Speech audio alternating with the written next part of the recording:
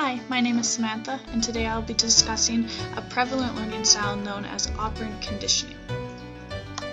What started in World War II, operant conditioning believes that learning occurs after an initial behavior is altered and a desired behavior occurs as a result. This implies that a response an organism accumulates after they demonstrate a behavior can determine whether or not their behavior will occur again in the future. This is done by either using a reinforcement or a punishment after the behavior occurs. So far, the biggest contributor to operant conditioning was Burrhus Frederick Skinner. B.F. Skinner, as he is more commonly known as, was born on March 20, 1904 in Susquehanna, Pennsylvania. He went to school studying English but went back to Harvard later on to receive his master's in psychology. He married Yvonne Blue and had 2 daughters. Some critics believe that he was responsible for conducting experiments on his daughters. He denies these accusations, but claims that his eldest daughter did grow up using the air crib, which was one of his many inventions. He spent most of his life teaching, conducting research, and writing books. He died on August 18, 1990 from leukemia. I mentioned before that there are 2 responses you can give an organism after a behavior occurs, a reinforcement or a punishment. Using a reinforcement will increase the chance that the behavior will occur again in the future. A reinforcer can either be positive or negative. A positive reinforcer means that a favorable outcome is presented after the behavior occurs, whereas a negative reinforcer involves removing an unfavorable outcome after the behavior occurs. Now, this is the one that many people get confused on, so I'll give you an example. If you don't put your seatbelt on in a car, the car will beep at you until you put it on. The response is the beeping noise, which is usually irritating. So to remove this unfavorable outcome, the beeping noise, you will put your seatbelt on. Next time you get into the car, you will most likely put the seatbelt on right away to avoid the noise. Using a punishment will ultimately discourage the behavior from happening again in the future. Just like reinforcers, punishments come in either positive or negative. A positive punishment is to present an unfavorable outcome after the behavior occurs, while a negative punishment is to take away a favorable outcome or event after the behavior occurs. To clarify a negative punishment, it's similar to grounding a child. When you ground the child, you take away their privilege to play Xbox. The child's undesirable behavior made you take away something that the child favors.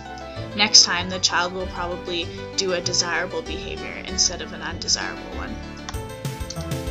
To help explain the difference between reinforcers and punishments, let's put it into perspective into a real, live example. Let's imagine that we are parents and our child is crying because they do not want to clean their room. You have 4 options to choose from. If you want to encourage the crying and ensure that it happens again in the future, you will use reinforcement.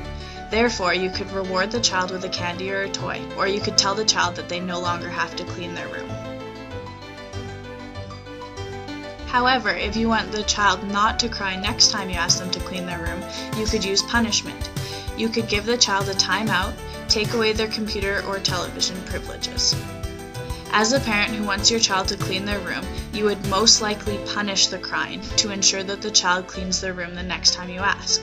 However, if a child does successfully clean their room in the end, you would reinforce this behavior by giving them some positive reinforcement, probably by giving them bonus time on the computer that night. Operant conditioning plays a major role in the classroom because teachers use it each and every day. If a teacher wants to apply reinforcers to the classroom, they could give students gold stars, good grades, and praise for desired behavior. This would be a positive reinforcer. To use negative reinforcers, students could receive free time and not have to do their work. They could leave detention early, or they could work in the quiet hallway instead of the noisy classroom if they demonstrate the proper and desirable behavior. On the other hand, if a teacher wanted to use punishment in the classroom, they could start with positive punishment, which is probably the most common of the 2. This means that you could give the student a bad grade, a note home in the agenda, a phone call home to the parents, or you could take the student from the activity and put them in the hallway. You could also make the student work on their own or give the student a detention.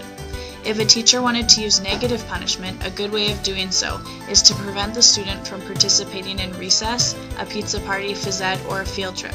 These things will make the student stop their undesirable behavior and act more appropriately. I was able to get most of my information on the web.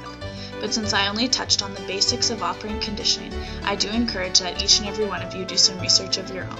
You could check out these key resources or just simply type in B.F. Skinner or operant conditioning through Google and do your own research.